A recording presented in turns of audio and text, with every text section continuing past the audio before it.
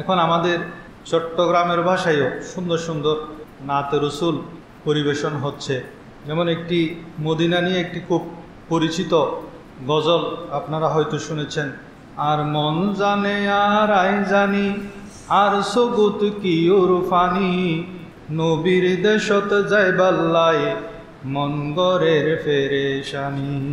গান না শুনে এসব শুনবেন, মদিনার গান, নবীজির শানের সালতের নাতে রসুল। আল্লাহুম্মা সাল্লি আলা সাইয়্যিদিনা মাওলানা মুহাম্মদ ওয়া আলা আলি সাইয়্যিদিনা মাওলানা মুহাম্মদ। আউযু বিল্লাহি মিনাশ শাইতানির রাজীম। بسم الله الرحمن الرحيم ولو أنهم إذ ظلموا أنفسهم جاءوك فاستغفروا الله واستغفر لهم الرسول لوجدوا الله توابا رحيما صدق الله مولانا العظيم وصدق رسوله النبي الكريم ونحن على ذلك لمن الشاهدين والشاكرين والحمد لله رب العالمين ربي صل وسلم وبارك عليه। আজকে পবিত্র জিলহজ মাসের তৃতীয় জুমা। আমি সূরা নিসার 64 নম্বর আয়াত তেলাওয়াত করেছি। এই আয়াতের মধ্যে মদিনা শরীফের হাজরির ফজিলত বর্ণিত হয়েছে। হাজি সাহেবরা হজ করে লক্ষ লক্ষ হুজ্জাজ ইকরাম মদিনাতুল মুনাওয়ারা জান্নাতুল বকির জিয়ারত করে ধন্য হচ্ছেন। খুতবাওয়ালা আল্লামা ইবনে নাবাতা রাহমাতুল্লাহ আলাইহি আজকের খুতবায় মদিনা শরীফের ফজিলত তুলে ধরেছেন। যুগে যুগে মদিনা শরীফের ব্যাপারে অনেক কিতাব রচিত হয়েছে। আশেকগণ নাতে রসুল লিখেছেন নবীর শানে, মদিনার শানে, বিভিন্ন ভাষায় হাজার হাজার নবীর, মদিনা শরীফের নবীর শানে কবিতা, গান, গজল, নাতে রসুল রচিত হয়েছে। এটা শুধু বাংলা ভাষায় বলেছে, উর্দুতে বলেন, ফার্সিতে বলেন, আরবিতে বলেন। এমনও কবিতা আছে কসিদায়ে বোরদা, যা লিখে পাঠ করে শরফুদ্দিন বুসরি রহমতুল্লাহ আলাইহি ওনার অর্ধাঙ্গ রোগ হয়েছিল। ওনার কাজই ছিল রাজ দরবারের মধ্যে উনি রাজার প্রশংসা করে করে কবিতা লিখতেন। একসময় ওনার প্যারালাইজড হয়ে গেল। শরফুদ্দিন বুসরি রহমতুল্লাহ আলাইহি প্যারালাইজড যখন হয়েছে, চাকরিও চলে গেছে, তখন বিছানায় শুয়ে শুয়ে তিনি বলেন, আমি তো আজীবন মানুষের প্রশংসা করেছি, এবার দেখি আমার নবীর প্রশংসা করে একটি কবিতা লিখি, নাতে রসুল। তিনি লিখলেন, লিখে সেটা সারা রাত তেলাওয়াত করলেন এবং শেষ রাতে যখন ঘুম এসে গেল, দেখেন নবী করিম সাল্লাল্লাহু আলাইহি ওয়াসাল্লাম এসে ওনার গায়ের মধ্যে একটা চাদর দিলেন এবং ঘুম যখন ভেঙে গেল দেখলেন পুরা রুম খুশবু হয়ে গেছে এবং গায়ের মধ্যে যে চাদরটি দিয়েছেন আমার নবীজির স্বপ্নে সেই চাদরটি আছে। এবং তিনি দেখেন ওনার যে প্যারালাইজড হয়েছিল সেই প্যারালাইজড ভালো হয়ে গেছে। সবাই বলেন সুবহানাল্লাহ। কসিদায়ে বোরদা এখনও পর্যন্ত অনেকেই এই ধরনের দুরারোগ্য ব্যাধির জন্য এই কসিদার খতম করিয়ে থাকেন। তো আমরাও যদি প্রকৃত নবীর মহব্বত অন্তরে থাকি, নবীকে মহব্বত করে যখন নবীর শানে এই কসিদাসমূহ পড়ব, এরপরে আল্লাহ রসুল সাল্লাল্লাহু আলাইহি ওয়াসাল্লামের ওসিলা নিয়ে দোয়া করব। আল্লাহ তাআলা আমাদের ফরিয়াদ কবুল করবেন, আমাদের মনের আশা পূরণ করবেন, আমাদেরকে বিভিন্ন বিপদ আপদ, রোগ ব্যাধি থেকে হেফাজত করবেন। হযরত দাউদ তাই এবং জাফর সাদেক দুজন খুব বন্ধু। জাফর সাদেক নাম তো শুনেছেন, উনি আওলাদ রসুল ছিলেন। জাফর সাদেক একদিন হযরত দাউদ তাই, উনি জামানার একজন বুজুর্গ, ওনাকে বলেন যে আমার জন্য একটু দোয়া করো। তখন হযরত দাউদ তাই বলেন, আপনি হলেন আওলাদে রসুল, আমি কিভাবে আপনার জন্য দোয়া করব? বরং আওলাদে রসুল যারা তাদের দোয়াই তো বেশি কবুল হয়। তখন জাফর সাদেক বলেন, ও দাউদ তাই, আমি এই জন্য দোয়া করতে বলেছি কারণ কিয়ামতের ময়দানে আমি যেন আমার নবীর সামনে লজ্জিত না হই, সেজন্য আপনি একটু আমার জন্য দোয়া করুন। হযরত জাফর সাদেক বলেন, যারা মক্কাতুল মুকাররমার মধ্যে কাবাঘরকে ঈমানের চোখে দেখলো তারা জান্নাতি। তখন দাউদ তাই হযরত জাফর সাদিক রহমতুল্লাহ আলাইকে বলেন, আপনি যে কথাটি বলেছেন খুব সুন্দর কথা বলেছেন, সুন্দর চেহারা থেকে সুন্দর সুন্দর কথা বের হয়, তবে কথাটা পূর্ণাঙ্গ হয় নাই, আরও কিছু বাকি আছে। তখন জাফর সাদিক বলেন যে মদিনাতুল মুনাওয়ারার মধ্যে ঈমানের সাথে হাজিরি দিয়েছেন, আল্লাহ রব্বুল আলামিন তাকে জান্নাত দান করবেন। সবাই বলেন সুবহানাল্লাহ। তখন দাউদ তাই জাফর সাদিককে বলেন, আমি মক্কাতুল মুকাররমায় গিয়েছি, সেখানে কোনো জান্নাতের টুকরা পাই নাই, কিন্তু মদিনা মুনাওয়ারার মধ্যে আমি জান্নাতের টুকরা পেয়েছি। মদিনার মধ্যে একটা জান্নাতের টুকরা আছে।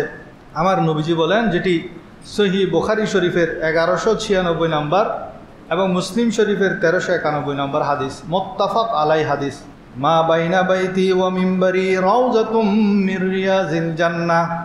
আল্লাহ রসুল সাল্লাল্লাহু আলাইহি ওয়াসাল্লামের হুজরা মোবারক থেকে মসজিদে মিম্বরে যে আসতেন, এই যে জায়গাটুকু, সেটাকে আমার নবীজি জান্নাতের বাগান বলে ঘোষণা করেছেন। সেজন্য হাজিরা সেখানে নামাজ পড়ার জন্য প্রতিযোগিতা করে।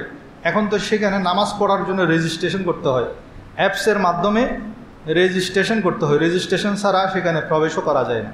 তো যারা সৌভাগ্যবান তারা সেই জান্নাতের টুকরার মধ্যে প্রবেশ করতে পারে।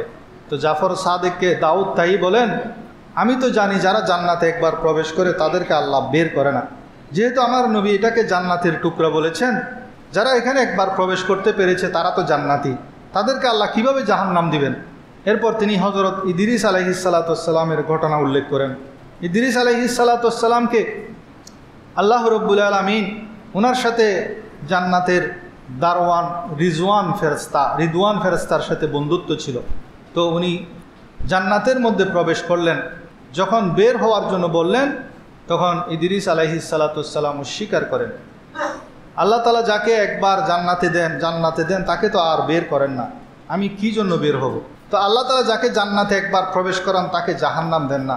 হযরত দাউদ তাই জাফর সাদিক রহমতুল্লাহ আলাইকে বলেন, আমি মদিনা শরীফে জান্নাত দেখেছি, জান্নাতের টুকরা দেখেছি, যারা সেই জান্নাতে প্রবেশ করে আল্লাহ তাদেরকে জাহান্নাম দেবেন না। সবাই বলেন সুবহানাল্লাহ।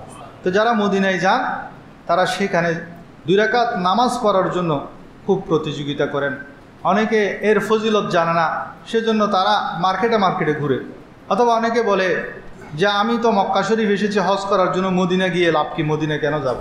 অথচ আমি মক্কায় গিয়েছেন হজ করার জন্য, আর সেই হজ কবুল করাতে হলে মদিনায় যেতে হবে, আমাদের গুনাহ মাফ করাতে হলে মদিনায় যেতে হবে। আল্লাহ সেই কথাই কোরআনের মধ্যে বলেছেন, ওয়ালাউ আন্নাহুম ইযলামু জাউকা ফাস্তাগফিরুল্লাহা ওয়াস্তাগফার লাহুমুর রাসূল লাওয়াজাদুল্লাহা তাওয়াবার রাহিমা।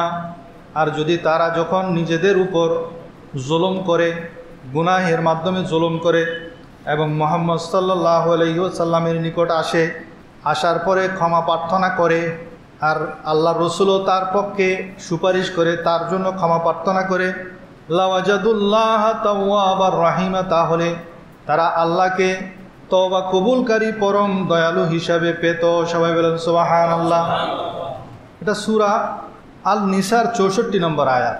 তো এই আয়াতের মধ্যে দেখা যাচ্ছে যদি আমরা জুলুম করে ফেলি, গুনাহ করে ফেলি, তাহলে আল্লাহ তাআলা বলছেন তোমরা কোথায় যাও, নবীর দরবারে যাও, গিয়ে সেখানে আল্লাহর কাছে ক্ষমা চাও।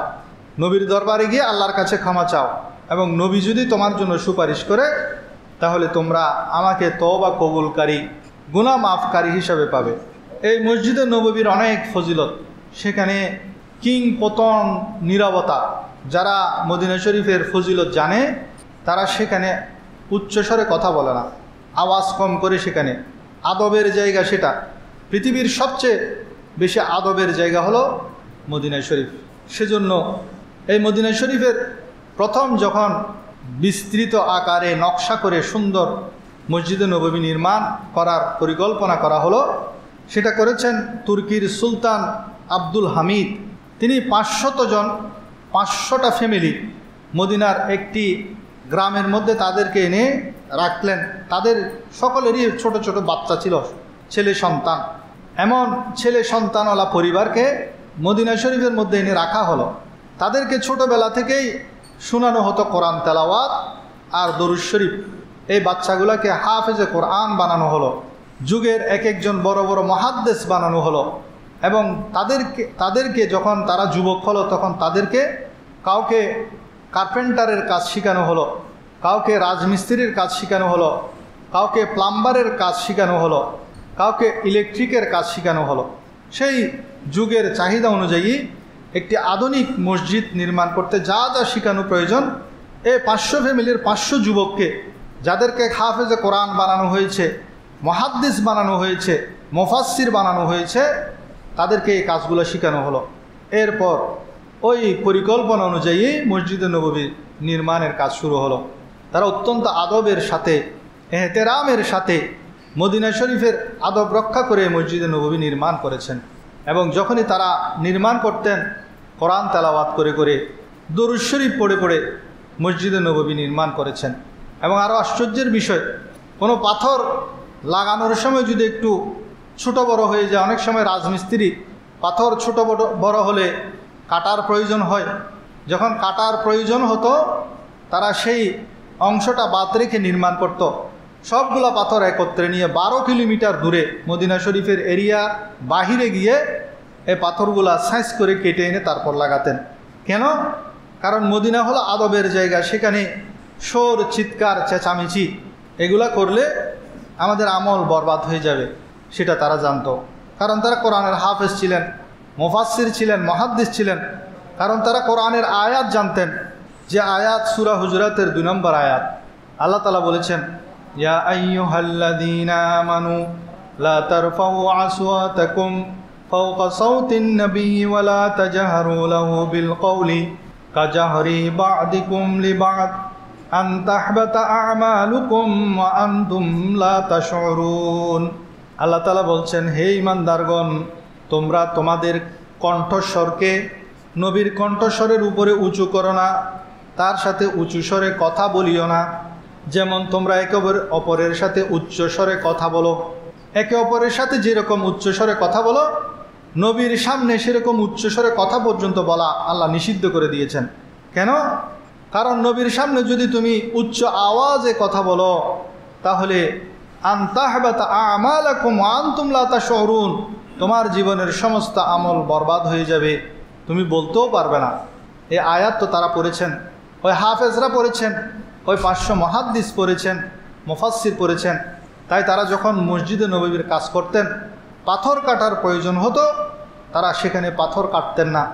এই কাটার প্রয়োজন হওয়া পাথরগুলো তারা মদিনা শরীফ থেকে বাহিরে অদূরে নিয়ে সেখান থেকে কেটে এনে সেটা আবার ফিট করতেন। সালাতুন ইয়া রাসূলুল্লাহ আলাইকুম, সালামুন ইয়া হাবিবাল্লাহ। সকল উলামায়ে কেরাম এই ব্যাপারে একমত। 7 আসমান 7 জমিন এবং আল্লাহর আরশের চাইতে ফজিলতমণ্ডিত জায়গা হলো যেই স্থানের মধ্যে আমার নবীজি শুয়ে আছেন। সবাই বলেন সুবহানাল্লাহ। এমনকি আল্লাহর ঘর কাবার চাইতো আফজল হলো যেই স্থানটুকুতে আমার নবীজি শুয়ে আছেন, সেটা কাবাঘর থেকেও আফজল। আল্লাহ রব্বুল আলামিন এই মদিনার কসম খেয়ে বলেন, লা উকসিমু বিহাযাল বালাদ ওয়া আনতা হিল্লুম বিহাযাল বালাদ। আল্লাহ তাআলা ওই সমস্ত জিনিসের কসম খান যেটার মর্যাদাবান। এই শহরের কসম, কেননা আপনি এই শহরে অবস্থান করছেন। আল্লাহ মদিনা শরীফের কসম খেয়ে বলছেন, লা উকসিমু বিহাযাল বালাদ ওয়া আনতা হিল্লুম বিহাযাল বালাদ। এই শহরের কসম, কেননা আপনি এই শহরের মধ্যে অবস্থান করছেন। কোনো কোনো মুফাসসিরের মতে এখানে আল বালাদ দ্বারা মদিনাতুল মুনাওয়ারাকে বোঝানো হয়েছে। একসময় এই মদিনা শরীফ, এটাকে মানুষ অলুক্ষুনে শহর বলতো। অলুক্ষুনে শহর, এটার আরবি হলো ইয়াসরিব। মদিনার পুরাতন নাম ছিল ইয়াসরিব, কারণ এখানে রোগ ব্যাধি বেশি হতো, মানুষের সাথে আবহাওয়ার অ্যাডজাস্ট হতো না। কিন্তু যখন আমার নবীজি এই মসজিদে, এই মদিনাতুল মুনাওয়ারার মধ্যে আসলেন হিজরত করে, তখন আমার নবীজি এই শহরের নাম দিলেন মদিনা তৈয়বা। সবাই বলেন সুবহানাল্লাহ, পবিত্র নগরী। সেজন্য উলামায়ে কেরাম বলেন, যেহেতু আমার নবী এটার নাম ইয়াসরিব কেটে দিয়ে মদিনা তৈয়বা রেখেছেন, সেজন্য কেহ যদি ভুলক্রমেও এটাকে অলুক্ষুনে শহর বলে, ইয়াসরিব বলে, তাহলে তার জন্য কাফফারা হলো সে যেন 10 বার মদিনা তৈয়বা বলে। ভুলক্রমেও যদি কেউ মদিনা শরীফকে ইয়াসরিব বলে ফেলে তাহলে তার কাফফারা হলো সে যেন 10 বার মদিনা তৈয়বা বলে বা মদিনা মুনাওয়ারা বলে। আল্লাহর প্যারা হাবিব আরও বলেন, মদিনা হলো ভাট্টির মতো। ভাট্টি যেমন গরম, ভাট্টি যেমন আগুনের তাপ দিয়ে লোহার জংকে দূর করে দেয়, স্বর্ণের মধ্যে যত খাদ আছে সেটাকে দূরীভূত করে দেয়, ঠিক তদ্রূপ মদিনা শরীফ হলো ভাট্টির মতো। এখানে কোনো মুনাফিক স্থান গ্রহণ করতে পারে না। আসল কথা হলো মদিনা মুনাফিকদেরকে পছন্দ করে না, আর মুনাফিকরাও মদিনাকে পছন্দ করে না। সেজন্য তারা ইনিয়ে বিনিয়ে বিভিন্ন যুক্তি খাটিয়ে মানুষকে মদিনা থেকে দূরে রাখতে চায়।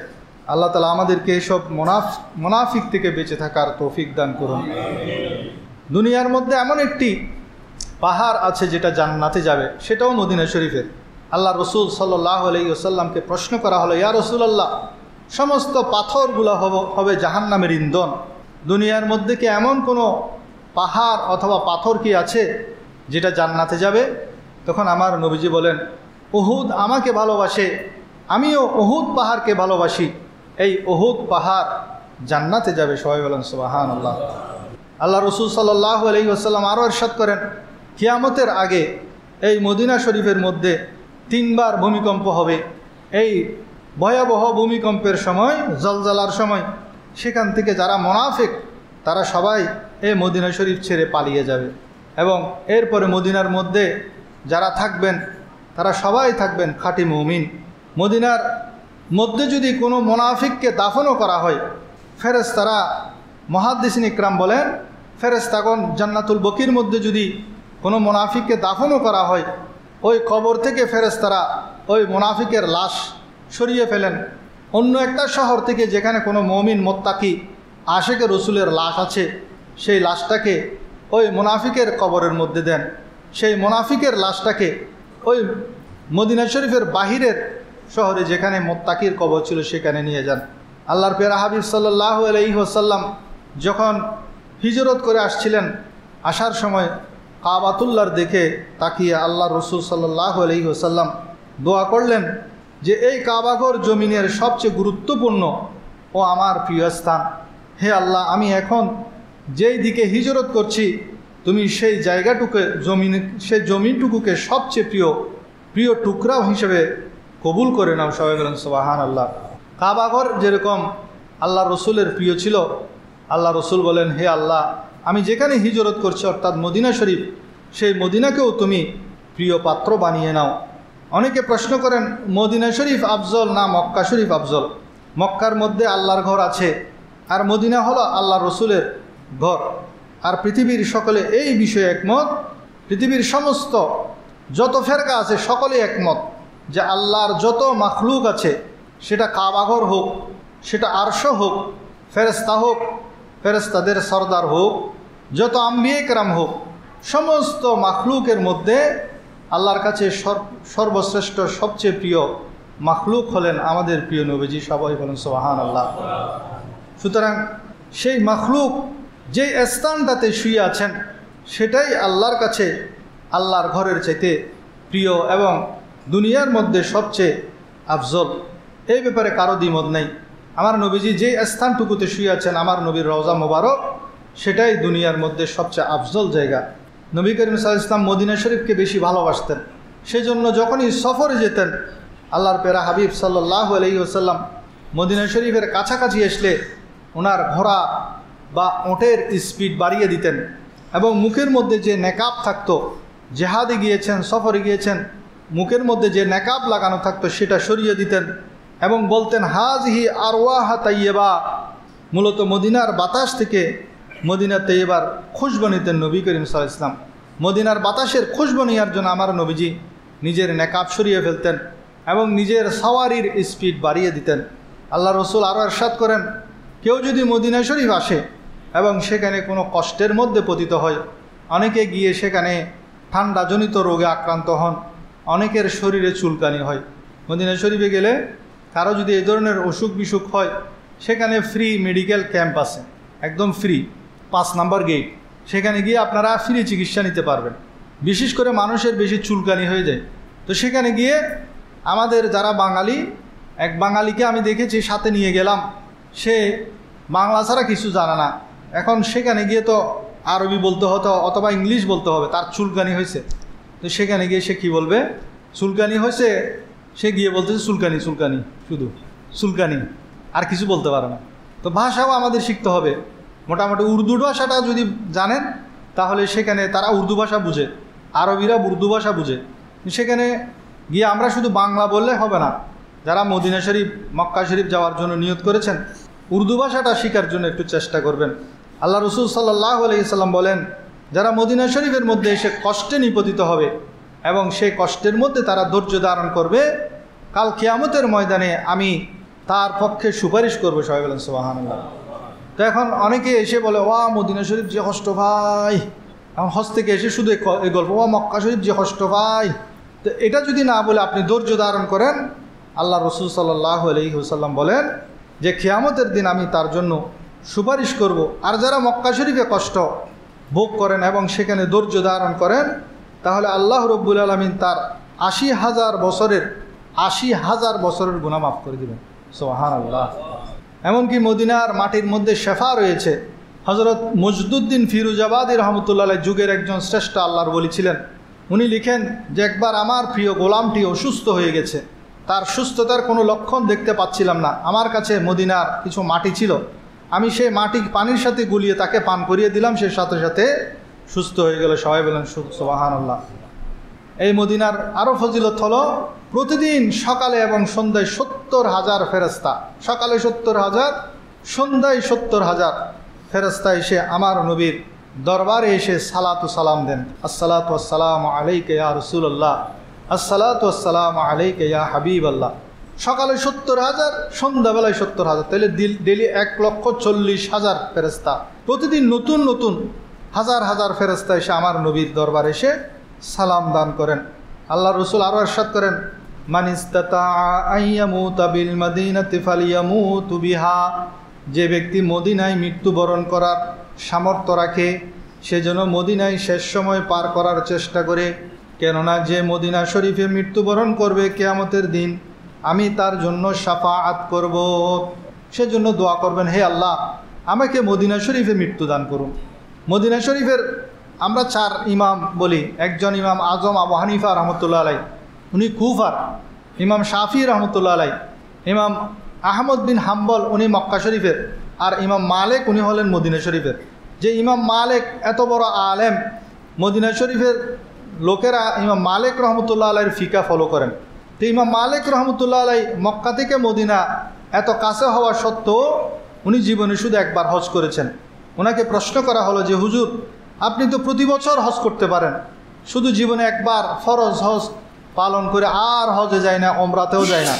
তখন ইমাম মালিক রহমতুল্লাহ আলাই বলেন, আমার ভয় লাগে আমি যদি মদিনাতুল মুনাওয়ারা থেকে বের হই এবং আমার যদি মৃত্যু এসে যায়, আমার আকাঙ্ক্ষা হলো আমার মৃত্যুটা যেন মদিনা শরীফে হয়। সেজন্য আমি মদিনা শরীফে মৃত্যুবরণ করার জন্য মদিনা শরীফ থেকে বের হই না। সবাই বলেন সুবহানাল্লাহ। এবং ওমর রাদিয়াল্লাহু তাআলা আনহু সবসময় দোয়া করতেন। কি দোয়া করতেন? আল্লাহুম্মা রযুকনি শাহাদাতান ফি সাবিলিক ওয়াজআল মাউতি ফি বালাদি রাসূলিক। এই দোয়াটি বেশি করতেন। এটার অর্থ, হে আল্লাহ আমাকে আপনার রাস্তায় শাহাদাত নসিব করুন আর আমাকে আপনার রসুলের শহরে মৃত্যুদান করুন। এই দোয়াটি বেশি করতেন। আমরাও করব, আল্লাহুম্মা রযুকনি শাহাদাতান ফি সাবিলিক ওয়াজআল মাউতি ফি বালাদি রাসূলিক। হে আল্লাহ আমাদেরকে আপনার রাস্তায় শাহাদাতের মৃত্যুদান করুন এবং আপনার রসুলের শহর মদিনাতুল মুনাওয়ারায় মৃত্যুদান করুন। আর যাদের গুনাহ, আমরা তো গুনাহগার, যারা হজের মধ্যে যায়, ওমরার মধ্যে যায়, আমাদের সবচেয়ে বড় সুযোগ হলো গুনাহ মাফ করানোর নবীর রওজায় গিয়ে দোয়া করা। কারণ আল্লাহ তাআলা সূরা নিসার 64 নম্বর আয়াতে সেই হুকুমই দিয়েছেন, জুলুম করেছেন গুনাহ করে নিজের উপর, তারা যেন আপনার দরবারে এসে আমার কাছে ক্ষমা চায় এবং আমি তাকে ক্ষমা করে দিব। এক আরবি মসজিদে নববীর মধ্যে, আমার নবীর বেসাল মোবারক ইন্তেকাল শরীফের পরে মসজিদে নববীর মধ্যে আসলো। সে এসে আমার নবীকে খুঁজছেন। তখন সকলে আমার নবীর রওজার দিকে দেখিয়ে দিলেন সে জানে না নবী করিম সাল্লাল্লাহু আলাইহি ওয়াসাল্লাম যে ইন্তেকাল করেছেন। সে অনেক দূর থেকে একদম গ্রাম্য পাহাড়ি এলাকা থেকে এসেছে। নবীর রওজার সামনে যেতে যেতে একদম নবীজির রওজার সামনে যখন গেছেন, সেখানে হযরত আলী রাদিয়াল্লাহু তাআলা আনহু ছিলেন। হযরত আলী রাদিয়াল্লাহু তাআলা আনহুকে জিজ্ঞেস করলেন যে আল্লাহ রাসূল সাল্লাল্লাহু আলাইহি ওয়াসাল্লাম কোথায়? তখন আলী রাদিয়াল্লাহু তাআলা আনহু আমার নবীজির রওজা দিকে ইশারা করে দিলেন। তখন ওই আরবি কান্না শুরু করে দিলেন এবং বলতে লাগলেন, ইয়া রাসূলুল্লাহ, আমি তো কোরআনের সেই আয়াতটি পড়েছি যে আয়াতে বলা হয়েছে কেউ যদি জুলুম করে ফেলে আপনার দরবারে এসে ক্ষমা চাওয়ার জন্য, ইয়া রাসূলুল্লাহ আমি তো আপনাকে পেলাম না। এটা বলে সে নিরাশ হয়ে চলে যাচ্ছে, কারণ সে মনে করেছিল যে এটা হয়তো নবীজির জীবদ্দশার কথা বলেছেন, নবীজির ইন্তেকালের পর হয়তো সেই ফজিলত আর বাকি নেই। কিন্তু সে যখন চলে গেল তখন আলী রাদিয়াল্লাহু তাআলা আনহু ওনার একটু তন্দ্রাভাব আসলো। ওনাকে আল্লাহ রসুল সাল্লাল্লাহু আলাইহি ওয়াসাল্লাম বললেন, হে আলী, ওই বেদুইনকে গিয়ে বলো কাদ গুফিরা লাক, আল্লাহ তাআলা তাকে ক্ষমা করে দিয়েছেন। সবাই বলেন সুবহানাল্লাহ।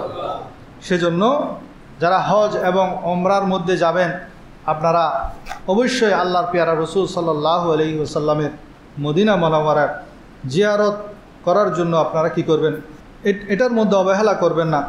অনেকে আপনাকে বলবেন যে না, এটার প্রয়োজন নেই। এবং আমরা সেখানে গিয়ে সবচেয়ে বড় যে ভুলটা করি, সবচেয়ে আদবের জায়গা যেটা, সম্মানের জায়গা যেটা, সেই স্থানে গিয়ে আমরা সালাম দিব, আসসালাতু আসসালামু আলাইকা ইয়া রাসূলুল্লাহ। কারণ নবী করিম সাল্লাল্লাহু আলাইহি ওয়াসাল্লাম কবর মোবারকের মধ্যে জীবিত। আপনি যখন সেখানে যাচ্ছেন, এটা হলো পৃথিবীর সর্বশ্রেষ্ঠ, আল্লাহর পরে যার সম্মান, সেই নবীর দরবার। সেখানে গিয়ে আপনি যদি এভাবে ছবি তোলেন, কত বড় আদবের খেলাফ। সেই ভুলটা থেকে আমরা বেঁচে থাকতে হবে। ছবি তুলে কোনো লাভ নাই। সেখানে গিয়েছেন নবীর দরবারে গিয়ে গুনাহ মাপ চাবেন, দোয়া করবেন এবং আল্লাহ রসুল সাল্লাল্লাহু আলাইহি ওয়াসাল্লামকে সালাম দিবেন। কারণ নবী করিম সাল্লাল্লাহু আলাইহি ওয়াসাল্লামকে যারা জীবিত অবস্থায় আল্লাহর নবীর রওজায় গিয়ে যারা সালাম দিল, তারা মূলত নবীকে জীবদ্দশায় সালাম দিল। এবং আল্লাহ রসুল আরও বলেন, প্রতিদিন আমাদের আমলসমূহ তুরাদু আলাইয়া আমালাকুম, আল্লাহ রসুল বলেন তোমাদের আমলসমূহ আমার কাছে পেশ করা হয়। আমরা যে সারাদিন আমল করি, আজকে সারাদিন আমরা কি কি আমল করেছি সেটা আমার নবীর সামনে আমাদের নাম, ঠিকানা সহ, বায়োডাটা সহ পেশ করা হয়। নবী করিম সাল্লাল্লাহু আলাইহি ওয়াসাল্লাম বলেন, যখন তোমাদের ভালো আমল দেখি তখন আমি আনন্দিত হই, খুশি হই, এবং যখন তোমাদের খারাপ আমল দেখি আমি তোমাদের ওই খারাপ আমলের জন্য আল্লাহর কাছে মাফ চাই, গুনাহ মাফ চাই। আমার নবীজির ডিউটি হলো সেটা। নবীজির রওজা মোবারকে বসে বসে আমাদের গুনাহ মাফ চাচ্ছেন, আর সেই নবীকে আমরা ভালোবাসবো না তো কারা বাসবে? সেজন্য নবীর প্রতি ভালোবাসা প্রকাশ করার সবচেয়ে বড় মাধ্যম হলো আগাগোড়া নবীর সুন্নত পালন করা এবং বেশি বেশি নবীর উপর দরুদ ও সালাম প্রেরণ করা। সালাতুন ইয়া রাসূলুল্লাহ আলাইকুম সালামুন ইয়া হাবিবাল্লাহ। এখন সেখানে রওজার মোবারকের মধ্যে সেখানে গিয়া এভাবে আমরা নবীজির রওজাকে সামনে নিয়ে দোয়া করতে চেষ্টা করি, কিন্তু দোয়া করতে দেয় না, আমাদেরকে তাড়াতাড়ি বের করে দেয়। কারণ মানুষের ভিড়ের কারণে সেখানে দোয়া করা যায় না। একটু দূরে দাঁড়িয়ে পিলার আছে সামনে, পিলারের পাশে দাঁড়িয়ে দোয়া করতে পারেন। তো দোয়া কোন দিকে করবেন? দোয়া হলো আমার নবীজির চেহারা মোবারক যেদিকে সেদিকে ফিরে, কেবলার দিকে না, আমার নবীর চেহারা মোবারকের দিকে ফিরে। এই ব্যাপারে ইমাম মালিক রহমতুল্লাহ আলাইকে প্রশ্ন, মদিনা শরীফের যিনি ইমাম, যাকে মদিনা শরীফের সকলে মানেন, ওনাকে প্রশ্ন করা হয়েছে, ওয়ালিমা তাসরিফু ওয়াজহাকা আনহু, তুমি হুজুরের দিকে ফিরে চেহারা হুজুরের দিকে করে তুমি কি করবে? দোয়া করবে। ওয়াহুয়া ওয়াসিলাতুকা ওয়া ওয়াসিলাতু আবিকা আদম আলাইহিস সালাম, তিনি তোমারও ওসিলা এবং তোমাদের পিতা আদম আলাইহিস সালাতু ওয়াসসালামের ওসিলা। কারণ আমার নবীর ওসিলা দিয়েই তো আদম আলাইহিস সালাতু ওয়াসসালামকে আল্লাহ তাআলা আদম আলাইহিস সালাতু ওয়াসসালাম দোয়া কবুল করেছেন। সেজন্য ইমাম মালিক রহমতুল্লাহ আলাইহি ফতোয়া দিয়েছেন, তোমরা যখন দোয়া করবে নবীজির রওজারকে সামনে নিয়ে সেদিকে ফিরে দোয়া করবে। কিন্তু এখন তো লক্ষ লক্ষ মানুষ, আপনি সেখানে দাঁড়িয়ে দোয়া করার ফুরসত কোথায়? সেজন্য সেখানে সিকিউরিটি গার্ড আপনাকে তাড়াতাড়ি হেঁটে যাওয়ার জন্য বলেন। তো সেখানে আমরা হেঁটে যাওয়ার সময় সেলফি তুলি, সেলফি না তুলে আমরা কি করব? গুনাহ মাফ চাইব এবং সাথে সাথে নবীজিকে সালাম দিব। আল্লাহ রব্বুল আলামিন আমাদেরকে মক্কা মদিনা জিয়ারতের তৌফিক দান করুন। এবং কিয়ামতের আগে আল্লাহ রসুলের একটি হাদিস যেটি শুনলে কলিজা কেঁপে ওঠে, আল্লাহ রসুল বলেন কিয়ামতের আগে এমন একটা সময় আসবে, সেটা বেশি দীর্ঘদিন হবে না, এমন একটা সময় আসবে যে সময় এই মদিনা শরীফ বিরান হয়ে যাবে। সেখানে মানুষজন, এই এলাকা বিরান হয়ে যাবে। সেখানে ফসল যেগুলো হবে সেগুলো খাওয়ার মতো মানুষ থাকবে না। সাহাবা ইকরাম জিজ্ঞেস করেন, ইয়া রাসূল সেগুলো কে খাবে? বলে যে পশু পাখি খাবে, খাওয়ার মানুষ থাকবে না। সেই সময় আবাদ হয়ে যাবে ফিলিস্তিনের জমিন আবাদ হবে, মদিনা শরীফ বিরান হয়ে যাবে। তো সেই মদিনাতুল মুনাওয়ারা বিরান হওয়ার আগে আল্লাহ তাআলা যেন আমাদেরকে সেই মদিনার জিয়ারত নসিব করেন। সবাই নিয়ত করুন, হজ করতে না পারেন অন্তত ওমরার জন্য হলেও নিয়ত করুন। মাত্র 1-1.5 লাখ টাকা খরচ হবে। আল্লাহ তাআলা আমাদেরকে তৌফিক দান করুন। আমি জীবনে একবার মদিনা যাব, আমি নবীজির কদমে সালাম জানাবো। যাব কেমনে খোদা রাস্তা দেখাও না, নবীজির দিদার মোরে নসিব করো না। জান্নাতেরই টুকরায় আমি নামাজ আদায় করিব, আমি জীবনে একবার মদিনা যাব, আমি নবীজির কদমে সালাম জানাবো। সবুজ গম্বুজের নিচে আছেন নবীজি, আরো আছেন আবু বকর সিদ্দিকী।